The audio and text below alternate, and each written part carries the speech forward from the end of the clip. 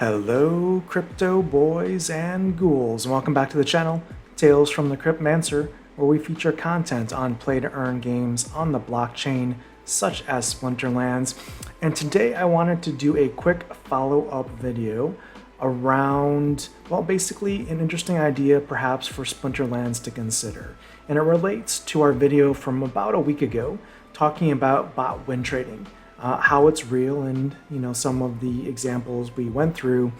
And if you recall, again in that video, we weren't saying that all bots are bad, right? We're saying that there are a few bad actors out in the community, bot farm owners that are manipulating the system and doing win trading. And you can see here, if I go into the game, this is Just Time, the one of the accounts that we had looked at a week ago, and this is from 28 hours ago, and you can still see they're actively win trading in Splinterlands to climb ranks or to push other bots in their farm up ranks to basically use a starter deck and push into Silver 3, which they probably shouldn't be in, and get rewards and claim DEC from myself and yourself that we won't be able to earn. So you can see here we have 1, 2, 3, 4, 5, 6, 7, 8, 9, 10, 11, 12, 13, 14, 15, 16, 17, 18, 19, 20 out of 20. Just Time, you're perfect. You have 20 out of 20 win trades in your last 20 battles. So obviously this is not right for them to submit a one card battle and lose to one of their bots, or vice versa, have one of their bots lose to them.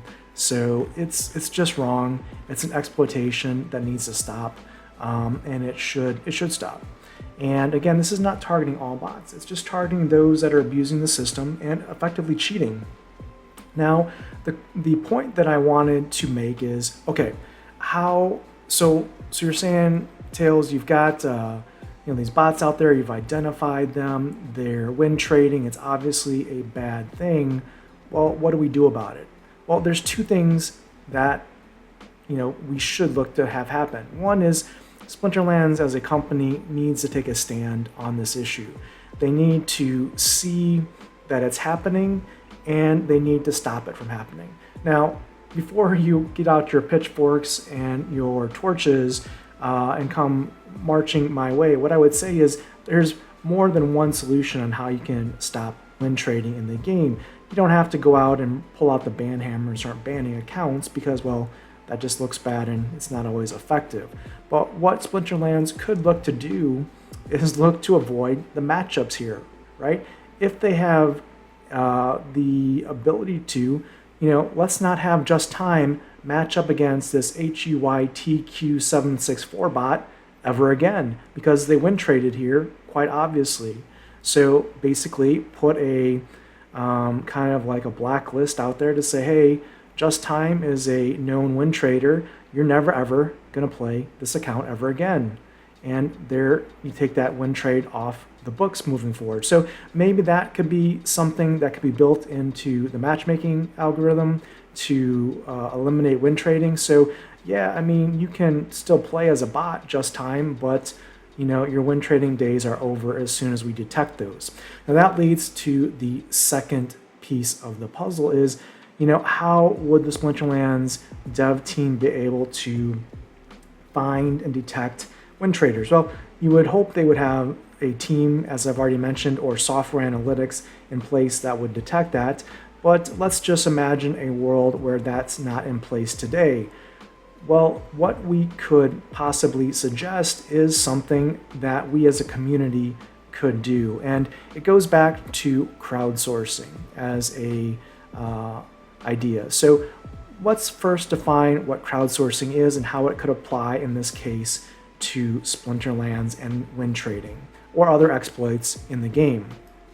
So crowdsourcing is, if we look at this Investopedia definition here, is it involves obtaining work, information, or opinions from a large group of people who submit their data via the internet, social media, and smartphone apps. People involved in crowdsourcing sometimes work as paid freelancers.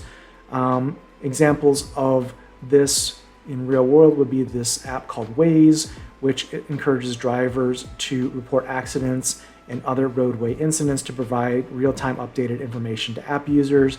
And maybe something like if you use Google Maps, where you have, for example, accident reporting in your routing of your app, or where you see, for example, radar or police kind of speed traps, right? So that's how crowdsourcing works in the real world. And you can see here, they list some of the benefits of crowdsourcing here.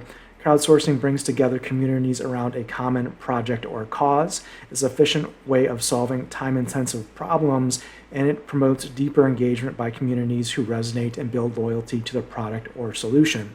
So if we all agree that win trading is bad, that exploiting the game is bad, whether that be in the ranked reward system, the tournament system, the brawl system, whatever that happens to be, if we have a way to crowdsource the identification of that, to say, hey, this is what we saw, here's the user, here's when we saw it, Splinterlands, take a look at it.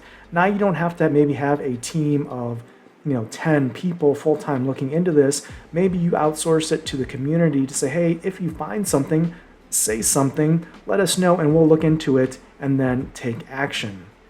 This is also seen here via bug bounties. For example, with technology, you can see there's a lot of companies that use bug bounties, basically to identify security vulnerabilities in their software or networks. AT&T is listed here, Accenture, a lot of big name companies do this. Adobe, Airbnb, Android, Amazon, you've got BMW. So you've got just a lot of companies that take advantage of bug bounties as well as a system of doing this. And essentially a crowdsourced identification or a bug bounty, understanding who here is exploiting the game, could be used in a format similar to feedback.splinterlands.com, where, like, if you saw this happening in the game, like Just Time doing this, you could identify Just Time's account, the time it happened, the game mode it occurred in, and the player or players it involved. And now you submit that, and then boom, Splinterlands confirms it, takes action on their end because it's a targeted response. They can kind of see what's going on, quickly investigate, take action, and then you, as the crowdsourced identifier in the community, maybe you get a free Chaos Legion pack. Maybe you get 10 SPS for every incident you identified, whatever that happens to be, right? So this could be something that could be a win-win solution or scenario for us here in Splinterlands to not necessarily, again, going back to the whole centralized, decentralized conversation on Splinterlands, this is a decentralized method of the community acting to secure its or our game in our neighborhood, right? So consider it a neighborhood watch program for Splinterlands. Now, obviously, the Splinterlands team would have to spend some resources to identify and confirm the behavior, and secondly, take action in some fashion that made sense, because just identifying, let's say, exploitations or bad behavior in the game is one thing, but if you don't do anything with that data, well, that's another thing entirely. So what do you think? Is this an idea that Splinterlands should pursue? Is it something that you would want to participate in? And what would you like to see as rewards for identifying someone who is exploiting the game?